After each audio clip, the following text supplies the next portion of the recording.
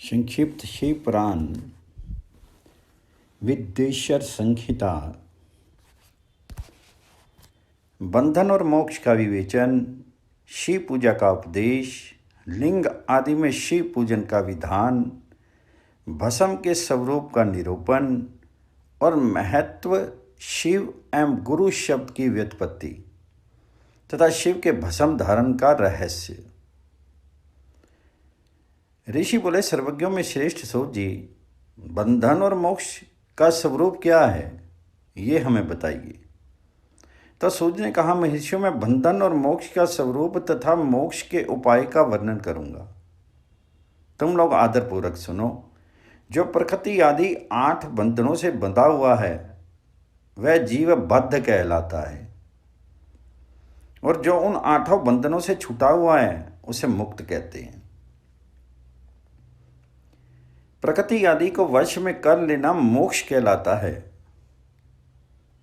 बंधन आगंतुक है और मोक्ष सता सिद्ध है। बद्ध जीव जब बंधन से मुक्त हो जाता है तब उसे मुक्त जीव कहते हैं।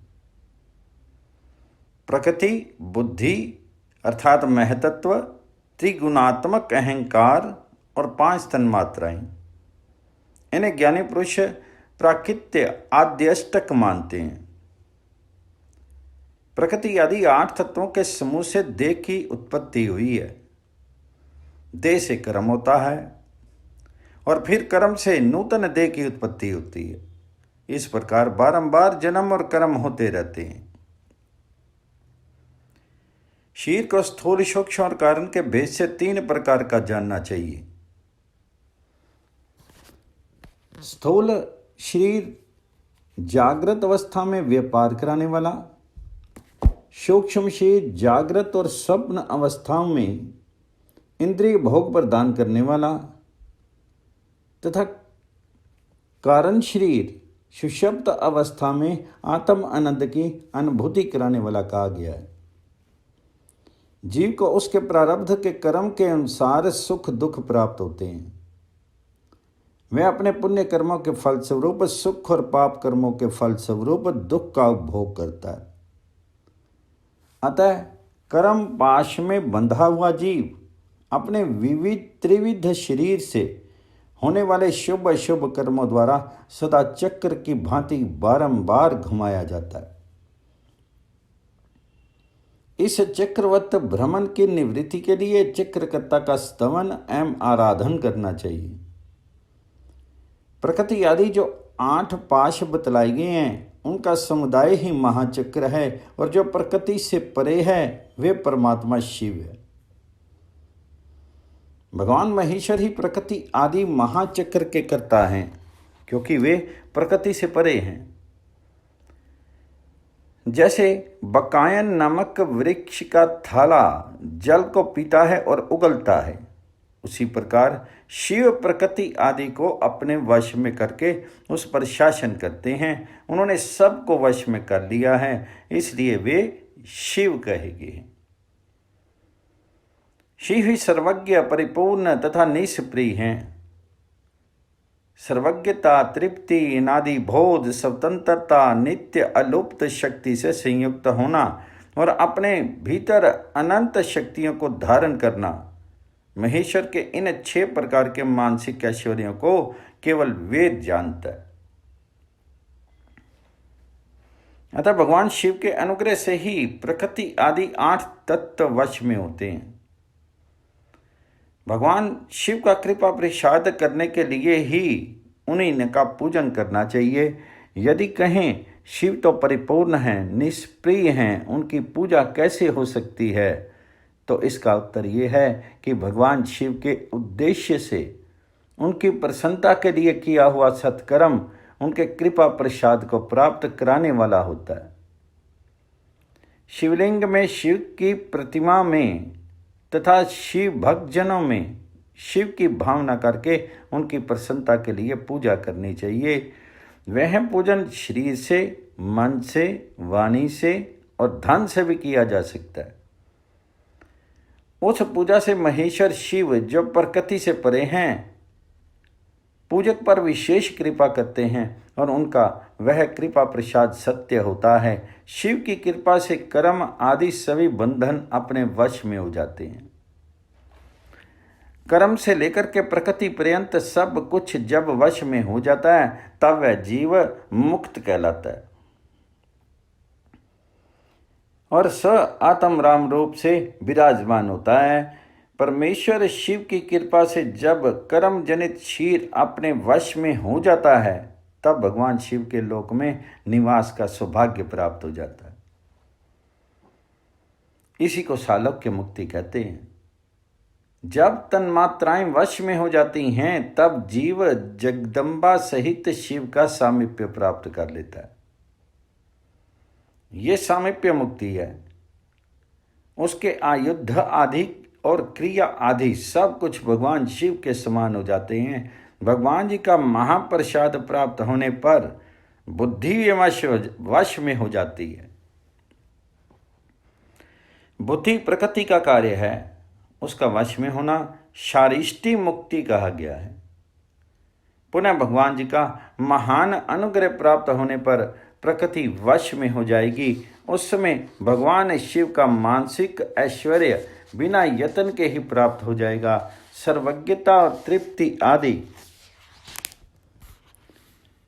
जो शिव के ऐश्वर्य हैं उन्हें पाकर के मुक्त पुरुष अपनी आत्मा में ही विराजमान होता है। वेद और शास्त्रों में विश्वास रखने वाले विद्वान पुरुष इसी को सायुज्य मुक्ति कहते हैं। इस प्रकार लिंग आदि में शिव की पूजा करने से क्रमशः मुक्ति स्वतः प्राप्त हो जाती है। इसलिए शिव का कृपा प्रसाद करने के लिए तत्व संबंधी क्रिया आदि के द्वारा उन्हीं का पूजन करना चाहिए। शिव क्रिया, शिव तप, शिव मंत्र जप, शिव ज्ञान और शिव ध्यान के लिए सदा उत्तरोत्तर अभ्यास बढ़ाना चाहिए। प्रतिदिन प्रातःकाल से रात को सोते समय तक और जन्म काल से लेकर के मृत्यु पर्यंत सारा समय भगवान शिव के चिंतन में ही बिताना चाहिए। संध्योजात आदि मंत्रों तथा नाना प्रकार के पुष्पों से जो शिव की पूजा करता है वह शिव को ही प्राप्त होता है। ऋषि बोले, उत्तम व्रत का पालन करने वाले सूत जी, लिंग आदि में शिव जी की पूजा का क्या विधान है, ये हमें बताइए। तो सूर्य ने कहा, द्विजो, मैं लिंगों के क्रम का यथावत वर्णन कर रहा हूं, तुम सब लोग सुनो। वह प्रणव ही समस्त अभीष्ट वस्तुओं को देने वाला प्रथम लिंग है। उसे सूक्ष्म परिणाम स्वरूप समझो। सूक्ष्म लिंग निष्कल होता है और स्थूल लिंग सकल। पंचाक्षर मंत्र को ही स्थूल लिंग कहते हैं।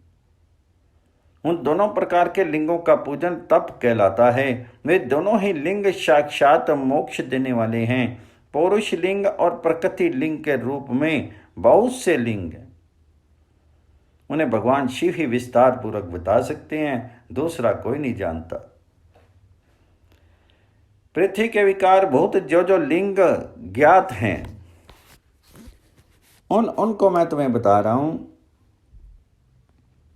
उनमें संभव लिंग प्रथम है, दूसरा बिंदुलिंग, तीसरा प्रतिष्ठा लिंग, चौथा चारलिंग और पांचवा गुरुलिंग। देव ऋषियों की तपस्या से संतुष्ट होकर के उनके समीप प्रकट होने के लिए पृथ्वी के अंतर्गत बीज रूप से व्याप्त हुए भगवान शिव वृक्षों के अंकुर की भांति भूमि को भेद करके नादलिंग के रूप में व्यक्त हो जाते हैं। वे स्वतः व्यक्त हुए शिव ही स्वयं प्रकट होने के कारण शंभु नाम धारण करते हैं। ज्ञानी जन उन्हें शंभु लिंग के रूप में जानते हैं। उस शंभु लिंग की पूजा से उपासक का ज्ञान स्वयं ही बढ़ने लगता है। सोने चांदी आदि के पत्र पर, भूमि पर अथवा वेदी पर अपने हाथ से लिखित जो शुद्ध प्रणव मंत्र रूप लिंग है उसमें तथा मंत्र लिंग का आलेखन करके उसमें भगवान शिव की प्रतिष्ठा और आवाहन करें। ऐसा बिंदु नाद में लिंग स्थावर और जंगम दोनों ही प्रकार का होता है। इसमें शिव का दर्शन भावना में ही है, ऐसा निसंदेह कहा जा सकता है। जिसको जहां भगवान शंकर के प्रकट होने का विश्वास हो, उसके लिए वही प्रकट होकर के वे अभीष्ट फल प्रदान करते हैं। अपने हाथ से लिखे हुए यंत्र में अथवा अकृत्रिम स्थावर आदि में भगवान शिव का आवाहन करके 16 उपचारों से उनकी पूजा करें। ऐसा करने से साधक स्वयं ही ऐश्वर्य को प्राप्त कर लेता है और इस साधन के अभ्यास से उसको ज्ञान भी होता है। देवताओं और ऋषियों ने आत्म सिद्धि के लिए अपने हाथ से वैदिक मंत्रों के उच्चारण पूर्वक शुद्ध मंडल में शुद्ध भावना में जिस उत्तम शिवलिंग की स्थापना की है उसे पौरुष लिंग कहते हैं तथा वही प्रतिष्ठित लिंग कहलाता है। उस लिंग की पूजा करने से सदा पुरुष ऐश्वर्य की प्राप्ति होती है। महान ब्राह्मण और महाधनी राजा किसी कारीगर से शिवलिंग का निर्माण करा करके जो मंत्र पूर्वक उसकी आराधना करते हैं, उसके द्वारा स्थापित हुआ वह लिंग भी प्रतिष्ठित लिंग कहलाता है। किंतु वह प्राकृत लिंग है, इसलिए प्राकृत ऐश्वर्य भोग को ही देने वाला होता है। जो शक्तिशाली और नित्य होता है उसे पौरुष कहते हैं तथा जो दुर्बल और अनित्य होता है वह प्राकृत कहलाता है। लिंग नाभि, जिहा, नासाग्र और शिखा के क्रम से कटी, हृदय और मस्तक तीनों स्थानों में जो लिंग की भावना की गई उसे आध्यात्मिक लिंग को ही चर लिंग कहते हैं। पर्वत को पौरुष लिंग बताया गया है और भूतल को विद्वान पुरुष प्राकृत लिंग मानते हैं। वृक्ष आदि को पौरुष लिंग जानना चाहिए और गुल्म आदि को प्राकृत लिंग। साठी नामक धान्य को प्राकृत लिंग समझना चाहिए और शाली, अगहनी एवं गेहूं को पौरुष लिंग।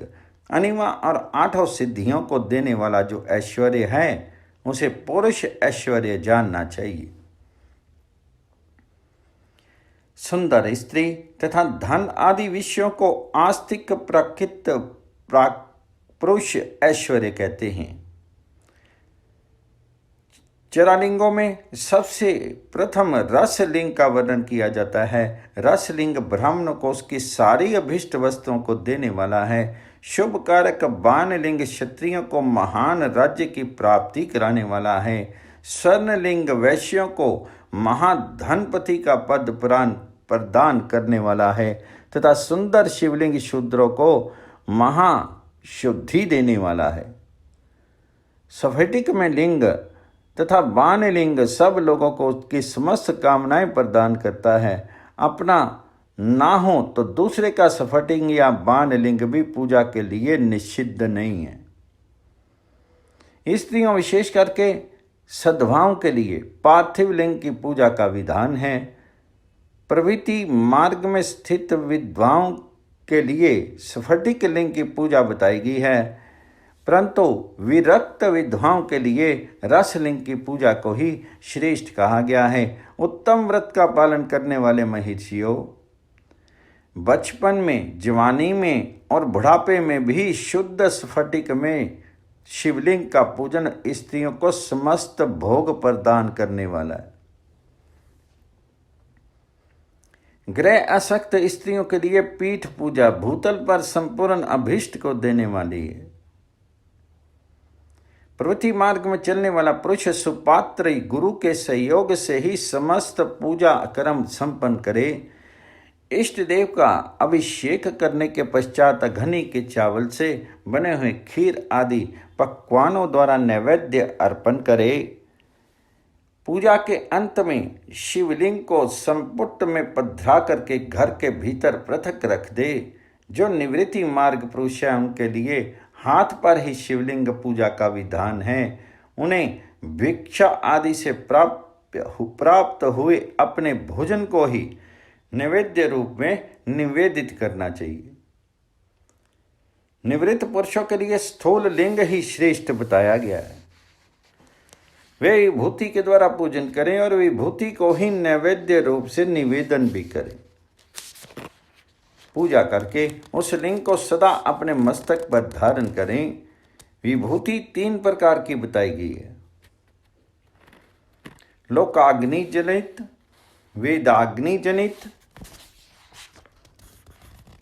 और शिवाग्नि जनित। लोकाग्नि जनित या लौकिक भस्म को द्रव्यों की शुद्धि के लिए ला करके रखे मिट्टी, लकड़ी और लोहे के पात्रों को, धान्यों को की, तिल आदि द्रव्यों की, वस्त्र आदि की तथा पर्युषित वस्तुओं की भस्म से शुद्धि होती है। कुत्ते आदि से दूषित हुए पात्रों की भस्म से ही शुद्धि मानी जा गई है। वस्तु विशेष की शुद्धि के लिए यथा योग्य सजल अथवा निर्जल भस्म का उपयोग करना चाहिए। वेदाग्नि जनित जो भस्म है उसको उन वैदिक कर्मों के अंत में धारण करना चाहिए। मंत्र और क्रिया से जनित जो होम कर्म है वह अग्नि में भस्म का रूप धारण करते हैं। उस भस्म को धारण करने से वह कर्म आत्मा में आरोपित हो जाता है। अघोर मूर्तिधारी शिव का जो अपना मंत्र है उसे पढ़ करके बेल की लकड़ी को जलावें। उस मंत्र से अभिमंत्रित अग्नि को शिवाग्नि कहा गया है। उसके द्वारा जले हुए काष्ठ का जो भस्म है वह शिवाग्नि जनित है। कपिला गाय के गोबर अथवा गाय मात्र के गोबर को तथा शमी, पीपल, प्लाश, बड़, अमलतास और बेर इनकी लकड़ियों को शिवाग्नि से जलावें। वह शुद्ध भस्म शिवाग्नि जनित माना गया। अथवा कुश की अग्नि में शिव मंत्र के उच्चारण पूर्वक काष्ठ को जलावें। फिर उस भस्म को कपड़े से अच्छी तरह छान करके नए घड़े में भर कर रख दें। उसे समय समय पर अपनी कांति या शोभा की वृद्धि के लिए धारण करें। ऐसा करने वाला पुरुष सम्मानित एवं पूजित होता है। पूर्व काल में भगवान शिव ने भस्म शब्द का ऐसा ही अर्थ प्रकट किया था। जैसे राजा अपने राज्य में सारभूत कर को ग्रहण करता है, जैसे मनुष्य सस्य आदि को जला करके रांध करके उसका सार ग्रहण करते हैं, तथा जैसे जठरानल नाना प्रकार के भक्ष्य भोज्य आदि पदार्थों को भारी मात्रा में ग्रहण करके जला करके सारतर वस्तु ग्रहण करता और उस सारतर वस्तु से स्वदेह का पोषण करता। उसी प्रकार प्रपंच कर्ता परमेश्वर शिव ने भी अपने में आधे रूप से विद्यमान प्रपंच को जला करके भस्म रूप से उसके सार तत्व को ग्रहण किया। प्रपंच को दग्ध करके शिव ने उसके भस्म को अपने शीर में लगाया। राख बभूत पोतने के बहाने जगत के सार को ही ग्रहण किया है। अपने शीर में अपने लिए रत्न स्वरूप भस्म को इस प्रकार स्थापित किया। आकाश के सार तत्व से केश, वायु के सार तत्व से मुख, अग्नि के सार तत्व से हृदय, जल के सार तत्व से कटिभाग और पृथ्वी के सार तत्व से घुटने को धारण किया। इसी तरह उसके सारे अंग विभिन्न वस्तुओं के सार रूप हैं। महेश्वर ने अपने ललाट में तिलक रूप से जो त्रिपुंड धारण किया है वह ब्रह्मा, विष्णु और रुद्र का सार तत्व है। वे इन सब वस्तुओं को जगत के अभ्युदय का हेतु मानते।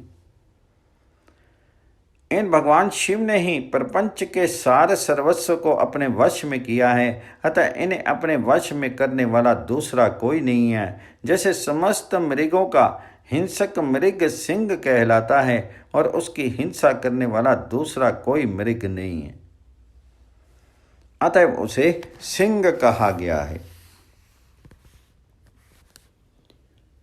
शिकार का अर्थ है नित्य सुख एवं आनंद। इकार का अर्थ है पुरुष और वकार का अर्थ है अमृत स्वरूप शक्ति। इन सब का सम्मिलित रूप ही शिव कहलाता है। अतः इस रूप में भगवान शिव को अपना आत्मा मान करके उनकी पूजा करनी चाहिए। अतः पहले अपने अंगों में भस्म मले, फिर ललाट में उत्तम त्रिपुंड धारण करे। पूजा काल में सजल भस्म का उपयोग होता है और द्रव्य शुद्धि के लिए निर्जल भस्म का। गुणातीत परम शिव राजस आदि सविकार गुणों का अवरोध करते हैं, दूर हटाते हैं। इसलिए वे सबके गुरु रूप का आश्रय लेकर के स्थित हैं। गुरु विश्वासी शिष्यों के तीनों गुणों को पहले दूर करके फिर उन्हें शिव तत्व का बोध कराते हैं, इसलिए गुरु कहलाते हैं। गुरु की पूजा परमात्मा शिव की ही पूजा है। गुरु के उपयोग से बचा हुआ सारा पदार्थ आत्म शुद्धि करने वाला होता है। गुरु की आज्ञा के बिना उपयोग में लाया हुआ सब कुछ वैसा ही है जैसे चोर चोरी करके लाई हुई वस्तु का उपयोग करता है। गुरु से भी विशेष ज्ञानवान पुरुष मिल जाए तो उसे भी यत्नपूर्वक गुरु बना लेना चाहिए। अज्ञान रूपी बंधन से छूटना ही जीवन मात्र के लिए साध्य पुरुषार्थ है। अतः जो विशेष ज्ञानवान है वही जीव को उस बंधन से छुड़ा सकता है। जन्म और मरण रूप द्वंद्व को भगवान शिव की माया ने ही अर्पित किया है। जो इन दोनों को शिव की माया को ही अर्पित कर देता है वह फिर शीर के बंधन में नहीं पड़ता है। जब तक शीर रहता है तब तक जो क्रिया के ही अधीन है वह जीव बद्ध कहलाता है। स्थूल, सूक्ष्म और कारण तीनों शीरों को वश में कर लेने पर जीव का मोक्ष हो जाता है, ऐसा ज्ञानी पुरुषों का कथन है। माया चक्र के निर्माता भगवान शिव ही परम कल्याण कारण हैं। वे अपनी माया के दिए हुए द्वंद्व का स्वयं ही परिमार्जन करते हैं। अतः शिव के द्वारा कल्पित हुआ द्वंद्व उन्हीं को समर्पित कर देना चाहिए। जो शिव की पूजा में तत्पर हो वो मौन रहे, सत्य आदि गुणों से संयुक्त होके तथा क्रिया, जप, तप, ज्ञान और ध्यान में से एक एक का अनुष्ठान करता रहे। ऐश्वर्य, दिव्य शीर की प्राप्ति, ज्ञान का उदय, अज्ञान का निवारण और भगवान शिव के सामीप्य का लाभ, ये क्रमशः क्रिया आदि के फल हैं। निष्काम कर्म करने से अज्ञान का निवारण हो जाने के कारण शिव भक्त पुरुष उसके यथोक्त फल को पाता है। शिव भक्त पुरुष देश, काल, शरीर और धन के अनुसार यथा योग्य क्रिया आदि का अनुष्ठान करे। न्याय उपार्जित उत्तम धन से निर्वाह करते हुए विद्वान पुरुष शिव के स्थान में निवास करे। जीव हिंसा आदि से रहित और अत्यंत क्लेश शून्य जीवन बितावे। पंचाक्षर मंत्र के जप से अभिमंत्रित अन्न और जल को सुख स्वरूप माना गया है। अथवा कहते हैं कि दरिद्र पुरुष के लिए भिक्षा से प्राप्त हुआ अन्न ज्ञान देने वाला होता है।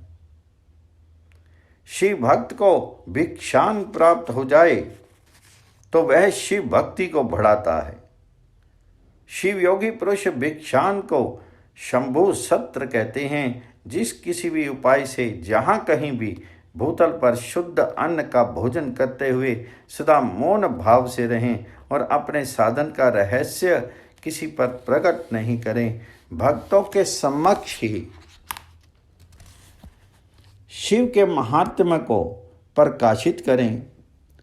शिव मंत्र के रहस्य को भगवान शिव ही जानते हैं, दूसरा नहीं। अध्याय 18 समाप्त।